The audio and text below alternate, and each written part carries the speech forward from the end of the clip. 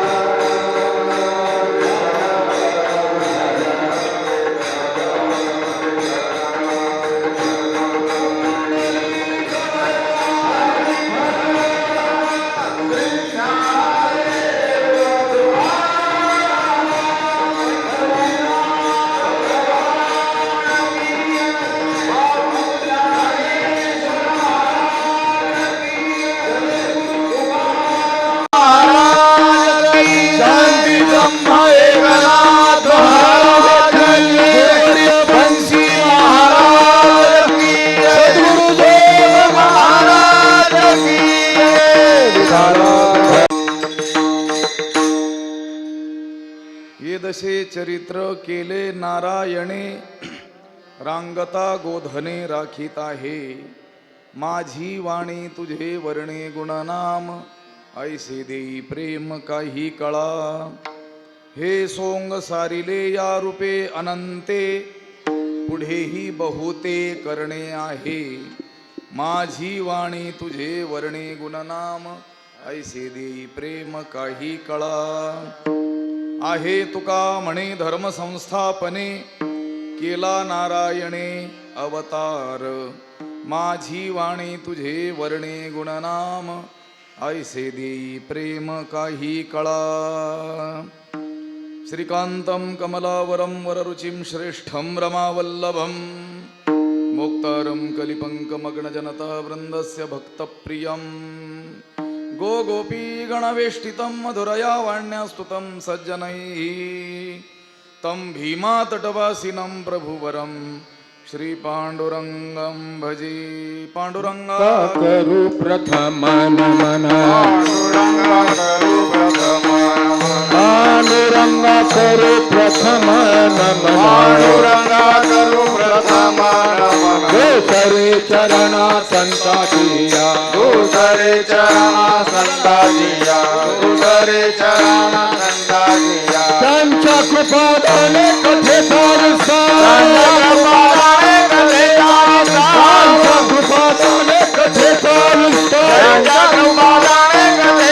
बाबाजी सद्गुरु दास रूपा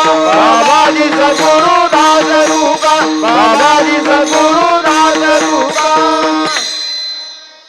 नमामि सद्गुरुं शान्तं सच्चिदानंद विग्रहं पूर्ण ब्रह्म परानंद मीशमालंदी वल्लभं नमो सद्गुरु तुकया ज्ञानदीपा नमो सद्गुरु सच्चिदानंद रूपा नमो सद्गुरु भक्त कल्याण मूर्ती नमो सद्गुरु भास्करा पूर्ण कीर्ती अखंड मंडलाकारं व्याप्तं येन चराचरं तत्पदं दर्शितं येन तस्मै श्री गुरवे नमः जयांची केली स्मरण होय सकळ विद्यांचे अधिकरण तेची बंधू श्री चरण श्री गुरूंचे ते नमस्कारोणी आता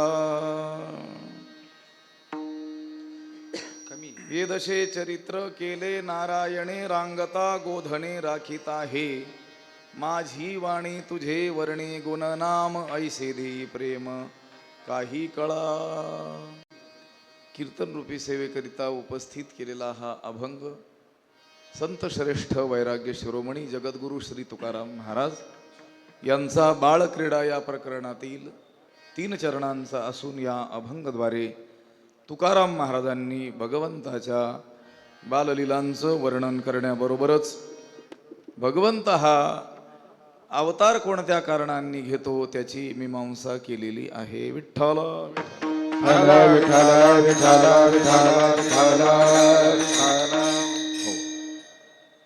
या पुण्यपावन भूमीमध्ये या ग्रंथराज श्री ज्ञानेश्वरीच्या जन्मभूमीमध्ये गेले 7 दिवस आपण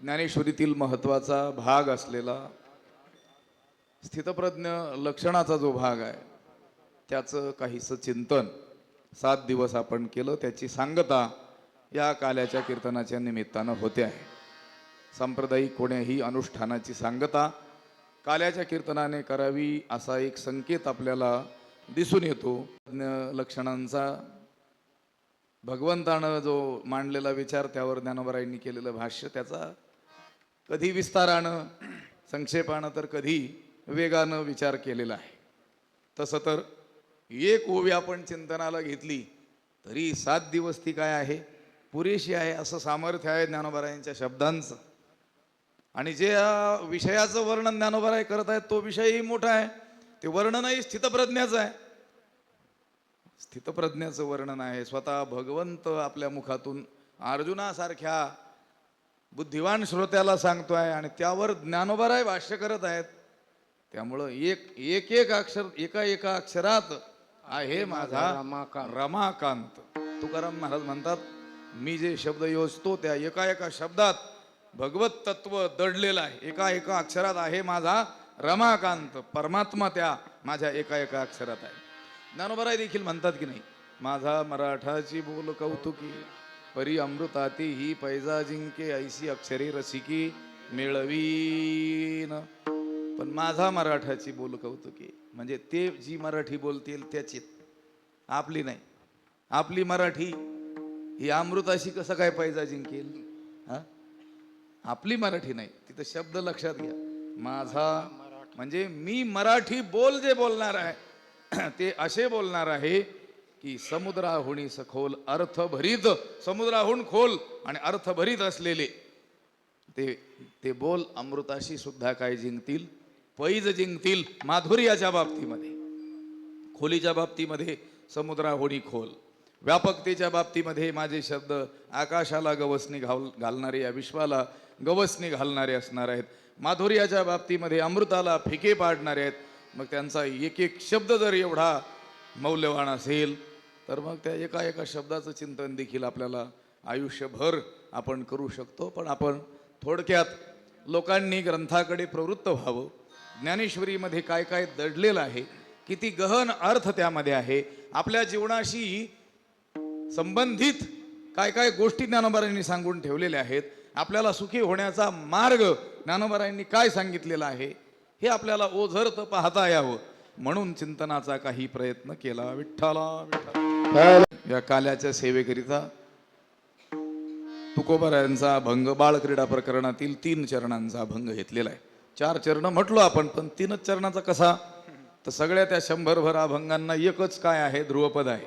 माझी वाणी तुझी वर्णी गुणनाम ऐसी देई प्रेम काही कळा. जसं हरिपाठातल्या 27 अभंगांना एकच ध्रुवपद आहे. हरिमुखे म्हणा, हरिमुखे म्हणा पुण्याची गणना कोण करी. ज्ञानोबारायांच्या आणि नाथ महाराजांच्या 25 अभंगांना एकच काय आहे? ध्रुवपद आहे. हरिमुखी गाता हरबली चिंता त्या नाही मागवता जन्म घेणे. अगदी त्याप्रमाणे या बाळक्रीडा प्रकरणातील सगळ्या अभंगांना तेच काय आहे? एक ध्रुवपद आहे. म्हणून अभंग 3 चरणांचा आहे.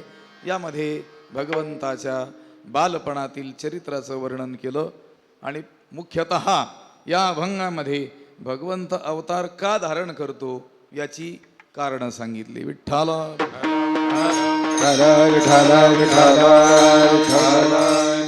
भगवंत अवताराला येतो याचा अर्थ काय? अवतार शब्दाचा अर्थ आहे खाली येणं. अव उपसर्ग आहे. तृ तरण संप्लन योहो नावाचा धातू आहे. त्याचा अर्थ होतो खाली येणे. भगवंत अवतार घेतो म्हणजे काय करतो? खाली येतो. आता खाली हा शब्द बहुधा वरच्या सापेक्ष वापरला जातो. लक्षात आलं का? दिशांच्या सापेक्ष. जशा दिशा किती आहेत? दिशा किती आहेत? 10. हरीची या दासा हरी 10 दिशा. अहो 4 तर ठाऊक आहेत आम्हाला. पूर्व पश्चिम उत्तर दक्षिण 4 माहिती आहेत. अजून कोणत्या उपदिशा आहेत?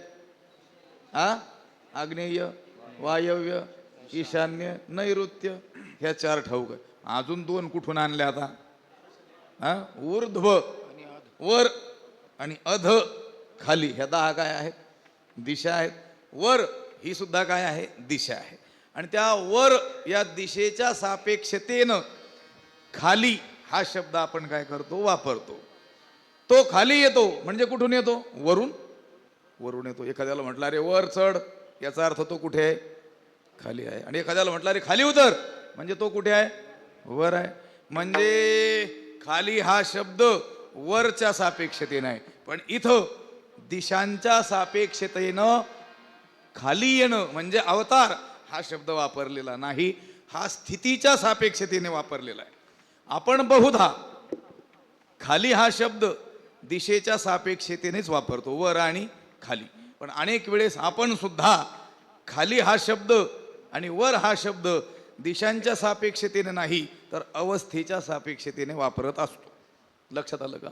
एखादा माणूस कधीही अर्वाच्य भाषेत न बोलणारा, कधीही शिवी न देणारा, कधीही अशुद्ध शब्दांचा प्रयोग न करणारा, पण एखाद दिवशी काहीतरी अचकट विचकट बोलताना आढळला तर लोक काय म्हणतात त्याच्याबद्दल बोलताना? पाटील आज फार खाली येऊन बोलले.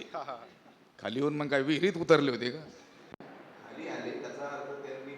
पातळी त्यांची स्थिती सोडून खाली आले. विठ्ठल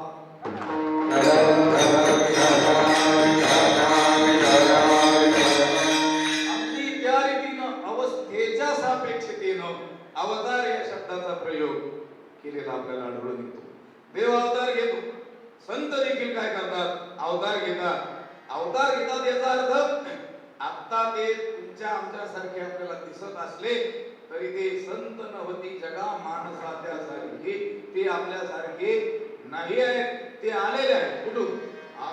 वैकुंठवासी आम्ही वैकुंठवासी, आम्ही वैकुंठवासी, आम्ही वैकुंठवासी. आलोयाची कारणाची, आलोयाची कारणाची, आलोयाची कारणाची, आलोयाची कारणाची.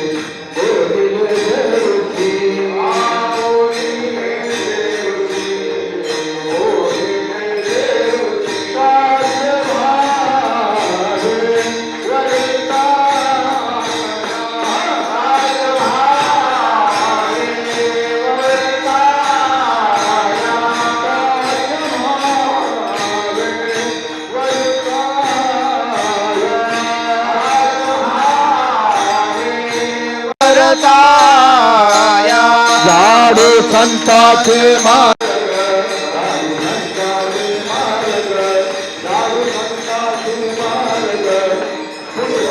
पुढला झाडू संताचे मार्ग, झाडू संताचे मार्ग, झाडू संताचे मार्ग, झाडू संताचे मार्ग. संत सुद्धा अवतार घेतात. तुम्ही संत माय बाप कृपावंत कायमी पतित कीर्तिवन अवतार तुम्हा धराया कारण उधराया जन जन. संत अवतार घेतात. अवतार शब्दाचा अर्थ खाली येणं. खाली येणं म्हणजे कुठून आले? वैकुंठ. वैकुंठ वर जायचं नाही. वैकुंठ शब्दाचा अर्थ आहे परमात्मा. परमात्मा स्वरूपाशी अभिन्न असलेले, परमात्मा रूपच असलेले, किंवा परमात्माच संत रूपाने काय होत असतो? अवतार धारण करत असतो. म्हणजे आपली जी स्थिती आहे, परमात्म्याची जी स्थिती आहे, उच्चतम ऊर्ध्व स्थिती जी आहे, परमात्मा अवस्था आहे, ती सोडून तो काय करतो? त्याची काय अवस्था आहे? अव्यक्त निराकार नाही जाकार, ते थोडी चराचर हरिसी भजी. तो अव्यक्त आहे, तो निराकार आहे. म्हणजे कसा आहे? त्याला काय नाही, आकार नाही, रंग नाही, रूप नाही, नाही वर्ण छाया, निराकार निर्गुण, स्तुची रघुराया, नाम रूप संबंधो, जाती क्रिया भेदू, हा आकाराशीच प्रवादू, वस्तूसी नाही. वस्तू म्हणजे परमात्मा तत्व, परब्रह्म, त्याच्याशी नाम रूप संबंध, जाती क्रिया भेद या कोणत्याच गोष्टीचा काहीच काय नाही आहे, संबंध नाही. नाही रूप वर्ण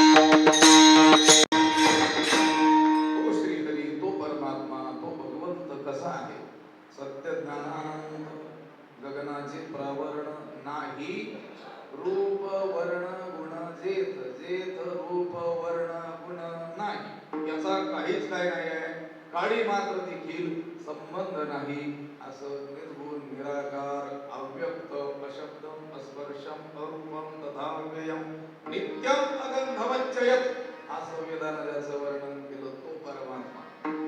पण तो अवतार घेतो, तो आकाराला येतो, तो नामरूप धारण करतो आणि नामरूपाच्या कक्षेत तो येतो. म्हणूनच भक्ती करण्याकरिता काय होतो, सोपा होतो. अन्यथा तरी का ह्या उपासती आकळता तो श्री गुरुच्या बद्दल बोलत असताना ज्ञानोबाराय म्हटले आमचे श्री गुरु ते सुद्धा कसे आहेत, यदक्षरमणाख्येय मानंदमय केवलम श्रीमन्निवृत्तिनाथेति ख्यातम वैवतमाश्रय यत् अक्षरम म्हणजे परमात्मा रूप आहे. त्यांनी निवृत्तीनाथांचं वर्णन असं नाही केलं. वजन 60 किलो, उंची 5.6 फूट, गौरवर्ण नाक सरळ सडपातळ बांधा, आवाज मधुर, डोळे एकदम कमळाप्रमाणे, असं नाही केलं. शरीराचं देहाचं नाही वर्णन केलं. आणि गुरु हा देह नसतो, देहातीत जे चैतन्य आहे, सर्व व्यापक जे परब्रह्म आहे त्या स्वरूप तो गुरु असतो. गुरु साक्षात परब्रह्म. तस्मै श्री गुरवे नमः. म्हणून निवृत्तीनाथांचं वर्णन करत असताना ज्ञानोबाराय असं म्हणतात की जर हे द्रष्टा स्थितीत असलेले दृश्यपंथी न निघता दृश्याच्या मार्गावर आले नसते तरी का ह्या उपासनी आकळता तो. उपासनेला विषय कसे झाले असते, आपल्याला दिसले कसे असते, त्यांची पूजा आपल्याला कशी करता आली असते, त्यांचं नाव आपल्याला कसं घेता आलं असते, त्यांच्याकडून काही आपल्याला श्रवण कसं करता आलं असते. जर ते द्रष्टा श्री गुरुमूर्ती नरिकता दृश्यपंथी तरी का ह्या उपासती आकळता तो.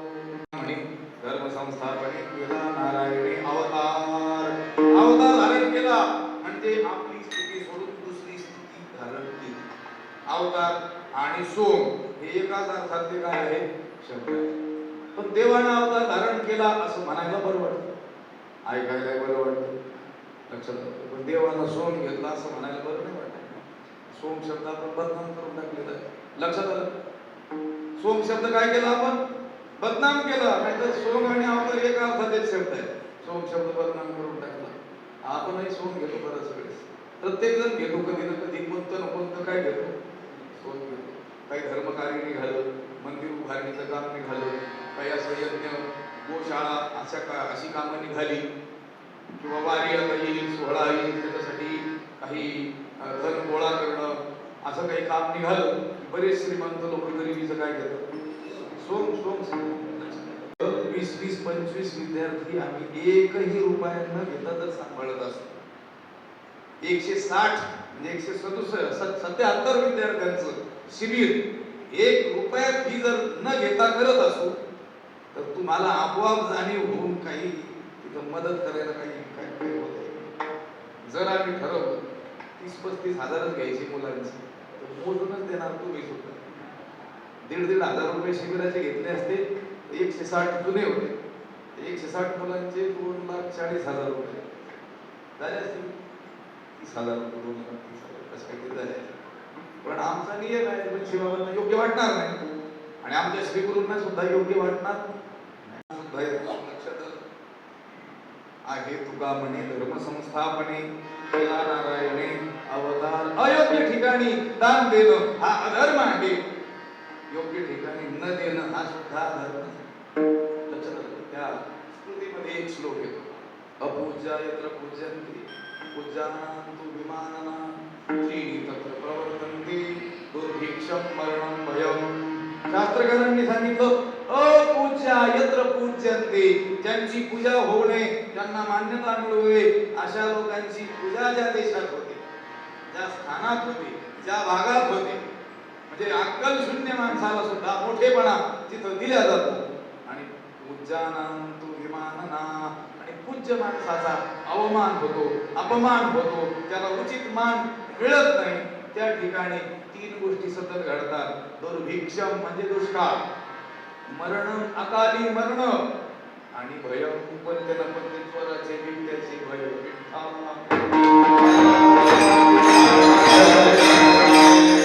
जसं वेष्टी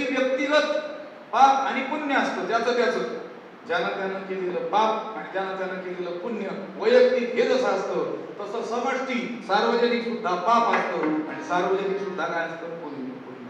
सार्वजनिक पाप उदयाला आलं की दुष्काळ येतो. सार्वजनिक पाप उदयाला आलं की कोरोना येतो.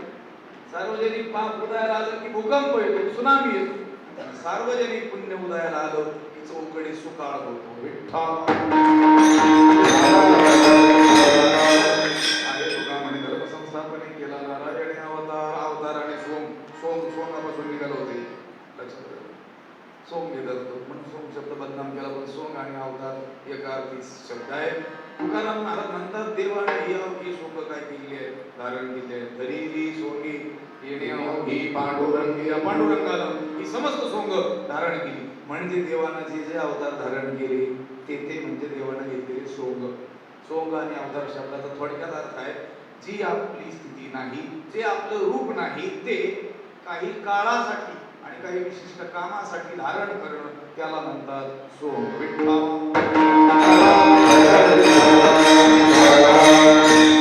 देवानं सुद्धा आपली निर्गुण निराकार अव्यक्त स्थिती सोडून आकाराच्या प्रांतात आला. म्हणून आला नावा रूपा भक्तीला सोबा झाला. त्यानं धर्मरक्षणाचे कार्य केलं म्हणजे देवानं सोंग केलं. देवानं जेवढे अवतार घेतले तेवढे देवानं घेतलेले काय आहेत सोंग आहे. जे अनंत अवतार घेशी भक्ता कारण ते अनंत काय सोंग आहे. दशावतार प्रसिद्ध आहे ते 10 अवतार म्हणजे काय सोंग. राम अवतार घेतला तो म्हणजे काय सोंग. कृष्ण अवतार घेतला तो म्हणजे सुद्धा परब्रह्मानं घेतलेलं सोंग. त्या कृष्ण अवतारामध्ये सुद्धा बालरूप, पौगंडावस्था, तारुण्यावस्था, युवावस्था या वेगवेगळ्या अवस्था त्या सुद्धा काय घेतलेल्या सोंग. सोंगात सोंग. कृष्ण रूप हे सोंग आणि त्याच्यात ह्या अवस्था ही वेगवेगळी सोंग. पण देव एकाच सोंगात सर्व काळ राहिला नाही. बालरूप हे सोंग घेतलं, तिथं काही लीला केल्या, काही चरित्र केलं, काही क्रीडा केल्या. पुढचं चरित्र करण्याकरिता मागच्या सोंगाचा काय केला देवानं, त्याग केला अभंगाचं दुसरं. हे सोंग सारिले या रूपे आनंदे. हे सोंग सारिले या रूपे आनंदे. हे सोंग सारिले या रूपे आनंदे.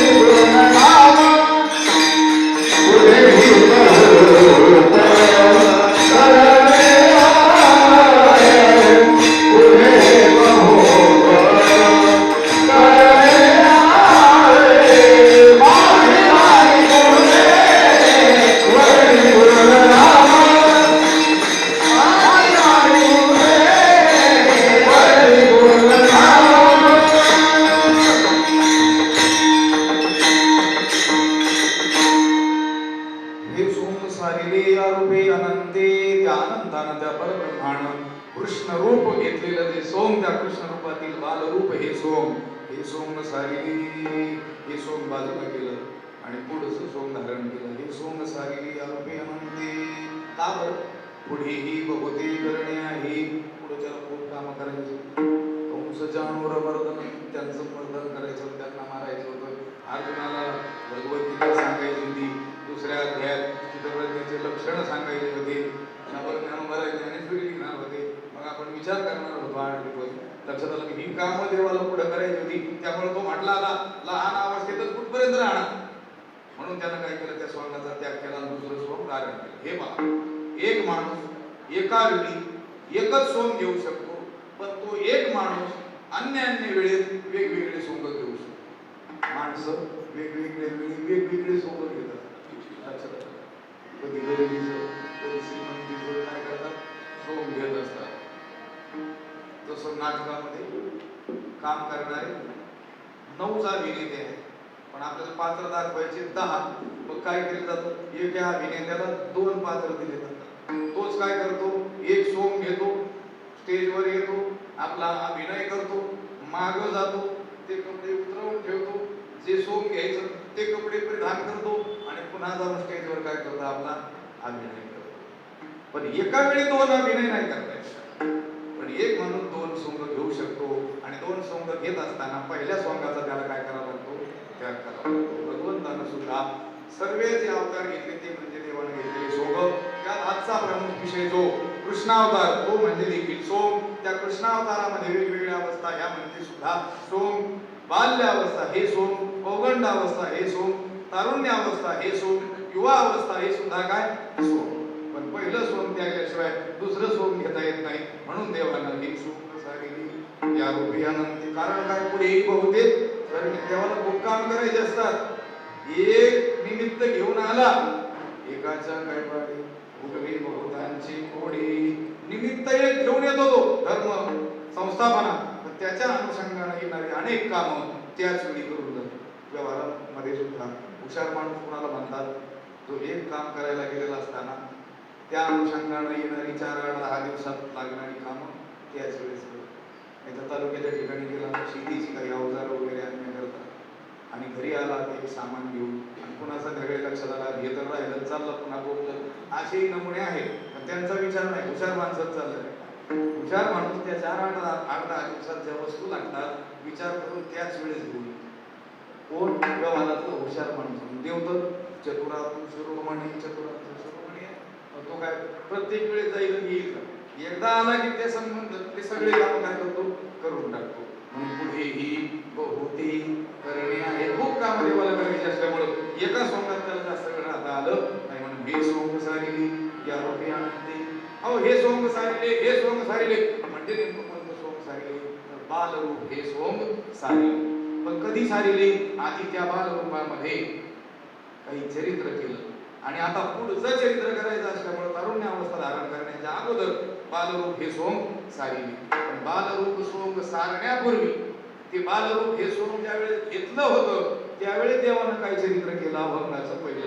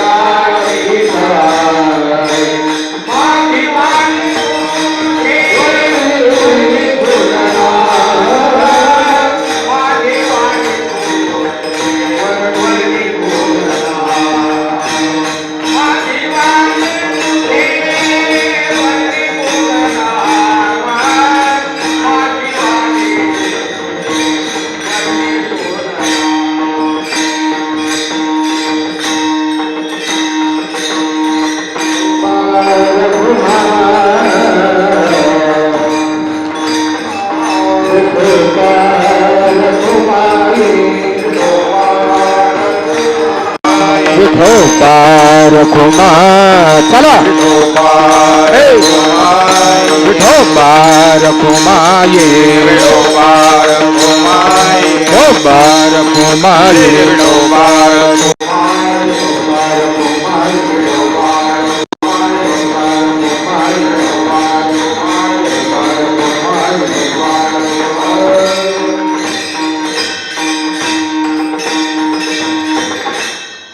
येदशे चरित्र केले नारायणे रामदा धणे राखीता हे त्या नारायणानं त्या परब्रह्मानं कृष्ण रूप धारण करून येदशी या अवस्थेमध्ये चरित्र केलं. कोणत्या अवस्थेमध्ये? रांगता गोधने राखीता हे रांगताना आणि गाई राखताना या दोन अवस्थेमध्ये त्या नारायणानं कृष्ण रूपानं काय केलं? चरित्र केलं. हे दोनच अवस्थेत केलं का? नाही. देव अवताराला आल्यापासून धामाला जाईपर्यंत त्यानं जे काही केलं ते सगळ्यांनाच काय म्हणतात? चरित्र. ते सगळंच काय आहे? पुण्यदायक आहे, मोक्ष फलदायी आहे, ते उच्चारणीय आहे, श्रवणीय आहे, मननीय, पठनीय, चिंतनीय आहे. त्याचं श्रवण केलं पाहिजे, उच्चारणही केलं पाहिजे. पण आजच्या दिवशी मात्र येदशी चरित्र केले नारायणे रांगता गोधने राखीता हे आज मात्र देवानं गोकुळात केलेल्या चरित्राचा काय करायचा? फक्त उच्चार. चरित्र ती उच्चाराने केली देवी. देवानं गोकुळात केलेल्या चरित्राचाच फक्त काय करायचा आहे? आज म्हणजे काल्याच्या प्रसंगी उच्चार करायचा. अन्य वेळी आपण देवाचं समग्र चरित्र सतत त्याचा उच्चार करू शकतो, कारण ते मोक्ष फलदायी आहे. पण आजचा जो संकेत आहे, काल्याच्या दिवशी फक्त देवानं गोकुळात केलेलं चरित्र त्याचा फक्त काय करायचं? आचरण नाही करायचं. नदी चरित्रांच्या देवाच्या चरित्राचं आचरण आपल्या शक्तीच्या, सामर्थ्याच्या, बळाच्या, बुद्धीच्या कक्षेच्या पलीकडे आहे. म्हणून फक्त काय करायचं? उच्चारण. कारण उच्चारण मात्राने आपल्याला फळ मिळणार. त्या उच्चारणानं आपल्या चित्ताची शुद्धी होणार आहे. त्या उच्चारणानं शुद्ध पुण्य प्राप्त होणार आहे, की जे आपल्याला श्री गुरु भेटीला काय ठरेल? कारण ठरेल. आणि श्री गुरु आपल्याला श्रीकृष्ण तत्वाचा काय करून देतील? बोध करून देतील. आपण मुक्त होऊ. म्हणून आपण श्रद्धेनं देवानं गोकुळात केलेल्या चरित्राचं काय करायचं? उच्चारण. गोकुळात केलेल्या कोणत्या अवस्थेतील? येदशी चरित्र केले नारायण रामगता गोधने राखीता हे दोन ठिकाणी. याचा अर्थ देवाला अवताराला गेल्याच्या अगोदर पासून जी पार्श्वभूमी आहे, पापी ज्या भक्त दैत्य मात्र धरणीशी झाले म्हणजे त्यांचे तिथपासून अगदी वसुदेव देवकीचा विवाह त्याच्यात आकाशवाणी झाली. कंसानं विघ्न आणलं, त्यांना मारायला धावला. खडकमा घेऊन या मारायला धावला. हात तो धरला. वसुदेवानं शब्द दिला की बाबा तिच्या पोटी जो जन्माला येईल तो बालक मी तुला देऊन टाकील. म्हणून त्यानं काय केलं? कारागृहात डांबलं. मग एका पाठोपाठ एक पुत्रोत्पत्ती झाली. भगवंत देखील अवताराला आले. वसुदेवानं त्या देवाला गोकुळात नेऊन घातलं आणि त्याचा परिणाम गोकुळीच्या सुखांत पार नाही. आनंद झाला. हा भाग सुद्धा सांगायचा. कुठं? कीर्तनातच सांगायचं. कोणत्या कीर्तनात? जन्माष्टमीच्या. गोकुळाष्टमीचं कीर्तन असतं त्याच्यात सांगायचं. म्हटलं आज काही आहे का नाही सांगायचं? आहे. देव रांगायला लागल्यानंतर रांगताना काय केलं आणि देवानं गाई राखताना काय केलं, या दोन गोष्टी सांगायच्या. येदशी चरित्र केले नारायणे रांगता गोधने राखीता हे. त्यातील रांगताना देवानं अनेक गोष्टी केल्या. लक्षात आलं का? विठा मारिले बाळपणी अवघी दैत्य खाणी बुडविले हे सुद्धा बाळपणीच. तो घडता बाळपणाची फुली मी अपदाने विसृती केली हे सगळं बालपणीच. त्या पुतणीचा उद्धार बालपणीच. विमलाचा उद्धार बालपणी. रांगतानाच केलेले हे चरित्र. पण रांगताना केलेलं मुख्य चरित्र देवानं लोणी सोडलं. राम प्रकरण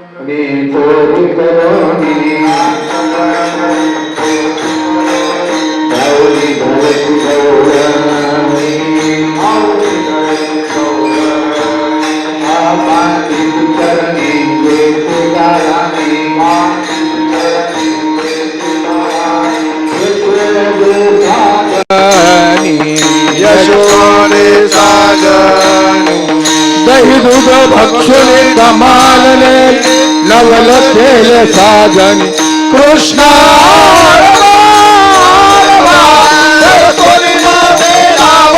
कृष्णा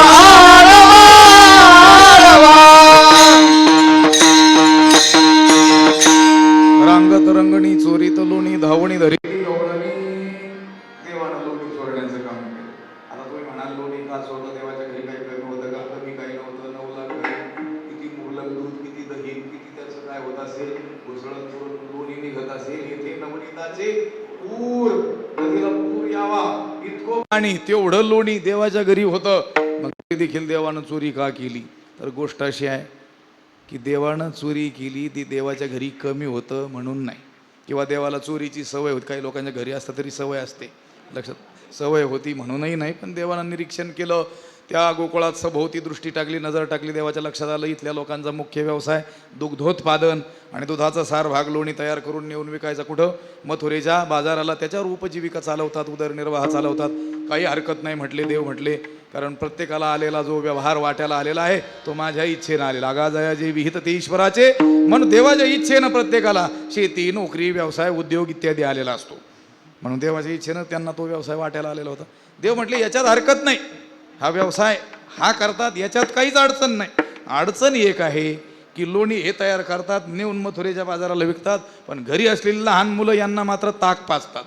गवळ्यांची ताक पिरी कोण पोरे चांगली. आणि मग गवळ्यांची ताक पिणारी मुलं ती काय चांगली म्हणजे धष्टपुष्ट, बलवान, बलिष्ठ, पहिलवान असे असतील का? नाही, कृश होऊन गेलेली, वाळून गेलेली. लक्षात आलं का?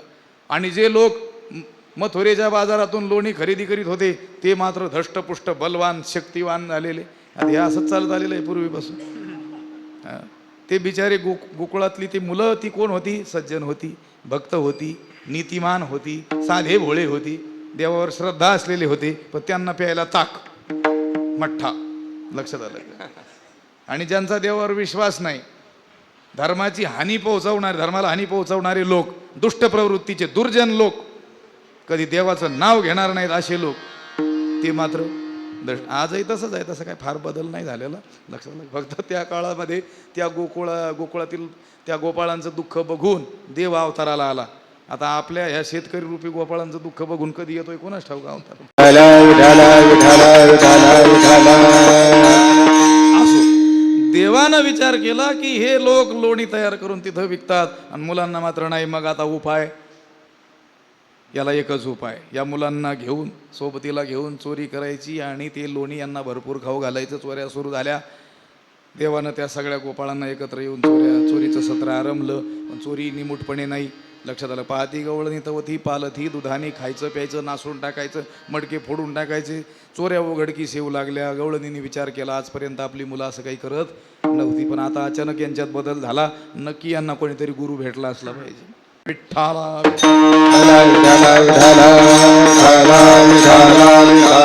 चोऱ्या सुरू झाल्या, उघडकीस येऊ लागल्या. गवळणींच्या लक्षात आलं कोणीतरी यांना मार्गदर्शक भेटला असला पाहिजे. आपली मुलं निमूटपणे ताक पित होती. मग त्यांच्या लक्षात आलं कृष्णानं आपली सगळी मुलं बिघडवलेली आहेत, म्हणून कृष्णाच्या आईकडे यशोदेकडे एक एक गवळणी तक्रार घेऊन आल्या. अवघ्या मिळवणी गवळणी, सगळ्या गवळणी एकत्र आल्या. गवळणी सांगती गारणी सांगू लागल्या, पण यशोदा काय ऐकण्याच्या मनस्थितीत नव्हती. ती म्हटली मला सोनाईला जायचंय. लक्षात आलं का?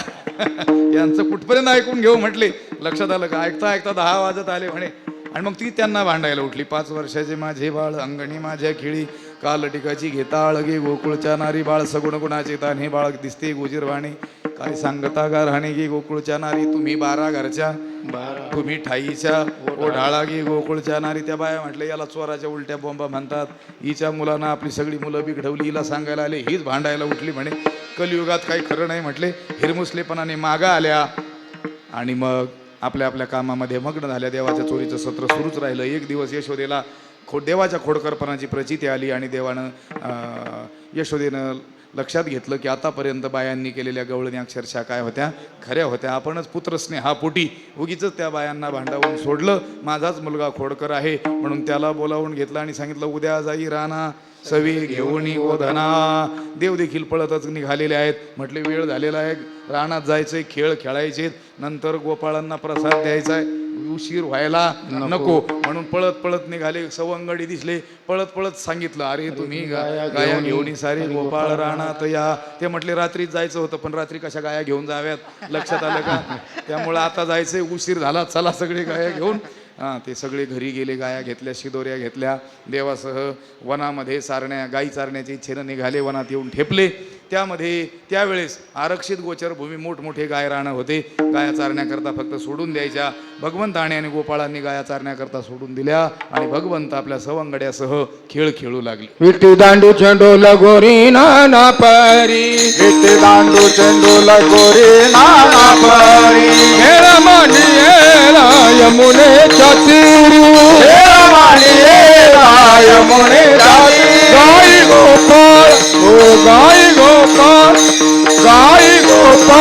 सवंगडे वना गाई गोपाळ सवंगडे वना वना गाई गोपाळ सवंगडे वना गाई गोपाळ सवंगडे वना गाई गोपाळ सवंगडे वना गाई गोपाळ सवंगडी वना गाई गोपाळ सवंगडी वना गाई गोपाळ सवंगडी वना खेळे भवरा गे बाई भवरा खेळे भवरा गे बाई भवरा खेळ भवरा गे बाई भवरा खेळ भवरा गे बाई भवरा या राधी के नवरा नवरा नवरा के भवरा गे बाई भवरा के भवरा गे बाई भवरा कानोबा खेळ डाव जाऊन कुरणी कानोबा खेळ डाव जाऊन कुरणी कानोबा खेळ डाव जाऊन कुरणी कानोबा खेळ डाव जाऊन कुरणी किती करती रे कुरगोडी किती करती रे कुरगोडी कानोबा खेळ डाव जाऊन कुरणी कानोबा खेळ डाव जाऊन कुरणी भगवंत आपल्या सवंगड्यासह नाना प्रकारचे विटी दांडू चेंडू लगोरी नाना प्रकारचे खेळ खेळलेले आहेत. पण कुठपर्यंत खेळणार? खांदी भार पोटी भूक, तेवढी भूक लागलेली नव्हती म्हणा, त्याच्यामुळं मग फार काही जेवण्याची गरज नव्हती, नाश्ता केलेला होता तसा. लक्षात आलं का? खांदी भार पोटी भूक, काय खेळायची सुख, खेळ थांबवण्याचा निर्णय घेतला. सगळ्यांना एकत्रित केलं. भगवंत मध्यभागी उभे राहिले. त्यांनी आणलेल्या शिदोऱ्या त्या एकत्रित करून कालारूपी प्रसाद तयार केला, हातामध्ये घेतला. सगळ्यांना सभोवती गोलाकार कमलाकार बसवलं. भगवंत मध्यभागी उभे राहिले आणि त्या गोपाळांना प्रसाद वाटू लागले. एका श्लोकामध्ये शुकाचार्यांनी त्याचं वर्णन केलेलं आहे.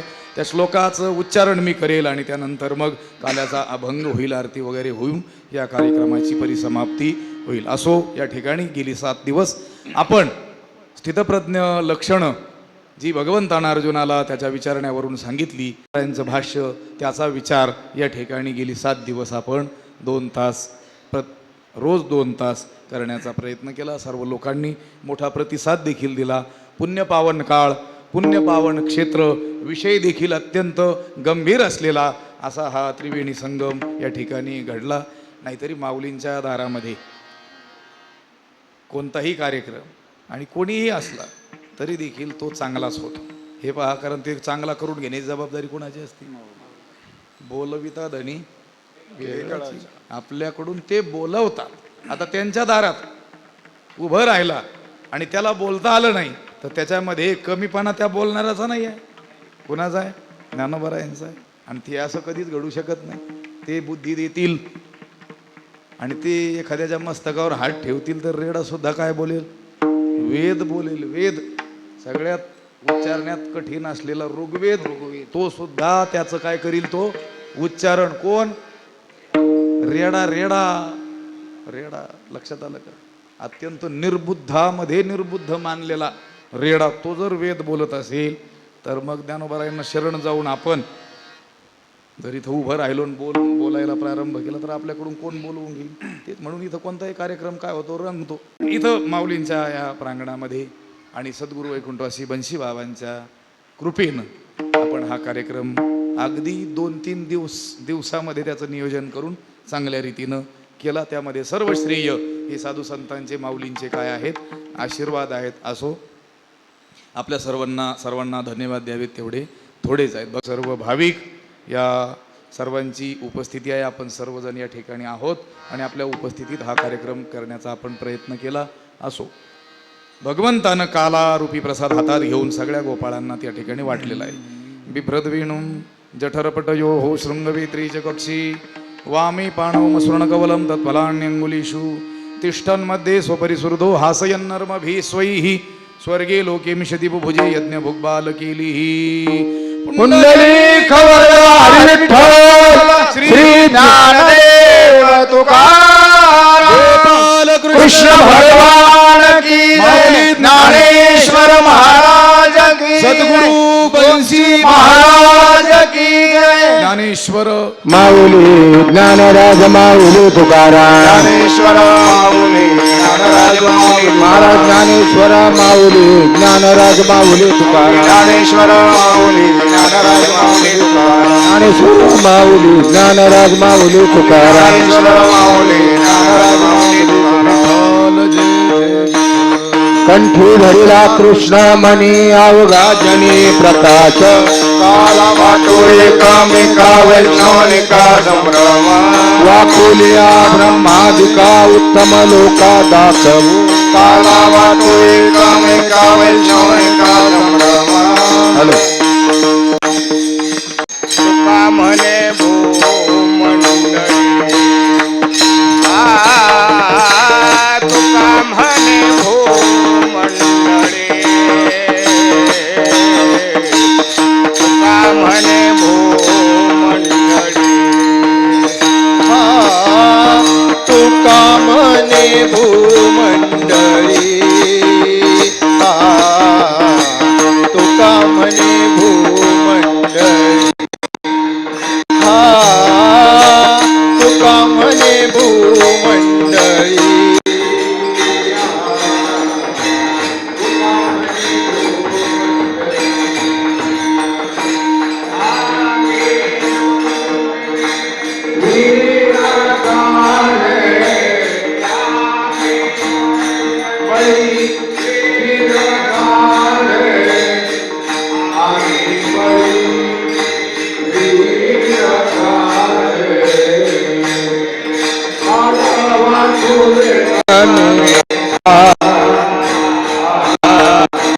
काला वाटो एकमेका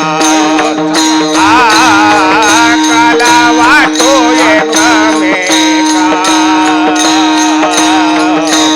काला वाटो एकमेका आम्ही बळी वीर गाढे आम्ही बळी वीर गाढे काला वाटू एकमेका वाटू एकमेका काला वाटू एकमेका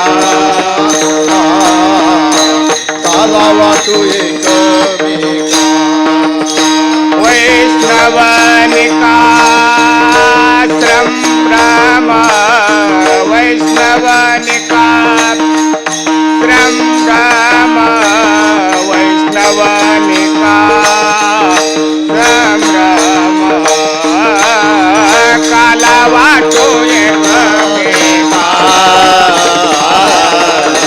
काला वाटो एकमेका काला वाटो एकमेका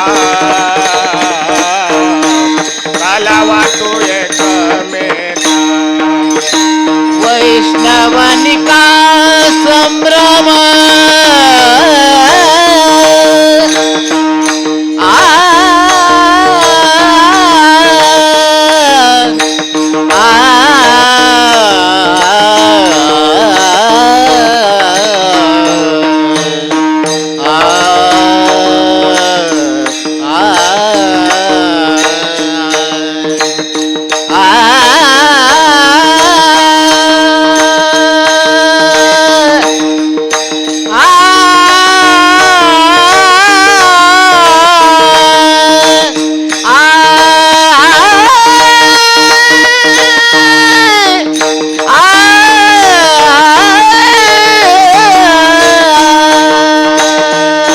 वैष्णवनिका संभ्रम वैष्णवनिका संभ्रम काला वाटो एकमेका काला वाटो एकमेका काला वाटो एकमेका काला वाटो एकमेका विठ्ठल जय जय विठ्ठल जय विठ्ठल जय जय विठ्ठल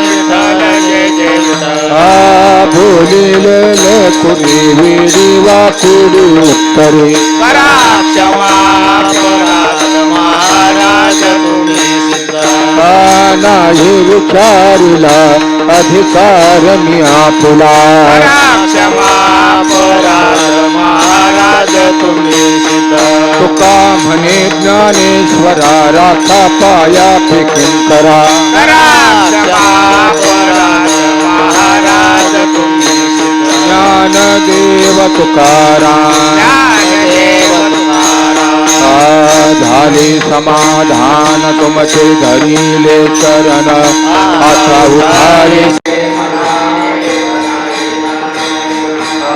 सुरवारिकपणे येथे सापडले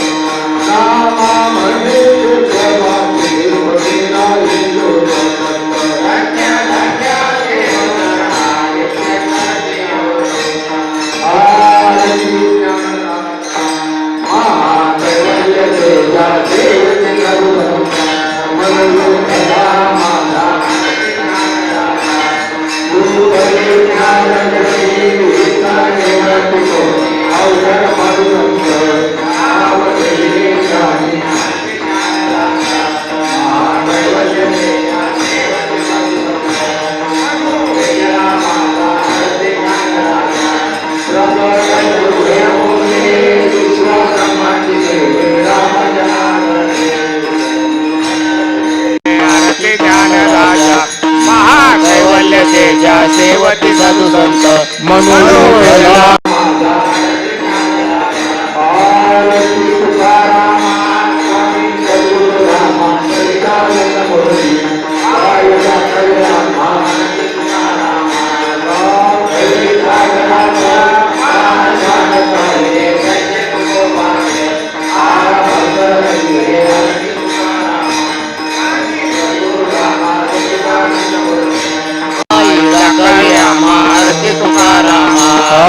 तुकिता तुलनेशी ब्रह्मा तुकाशी आले म्हणून रामेश्वर चरणी मस्तकटे आरती आनंद मूर्ती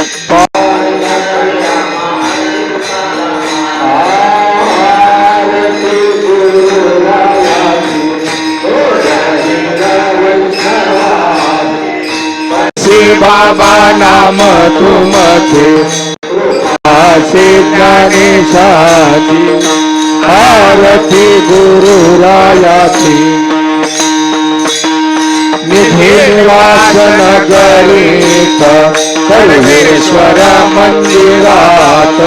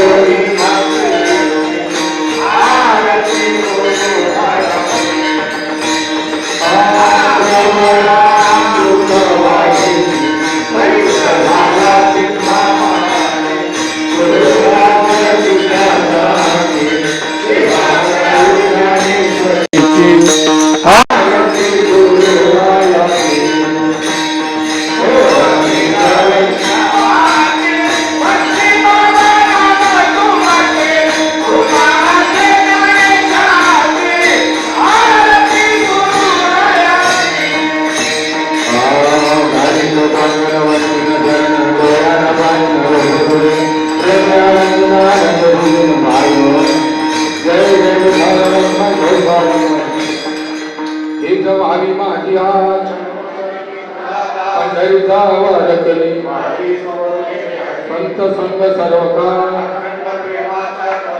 चंद्रभागे स्नान पंढरीचा वारकरी मागणे ते कलुज प्रती आहे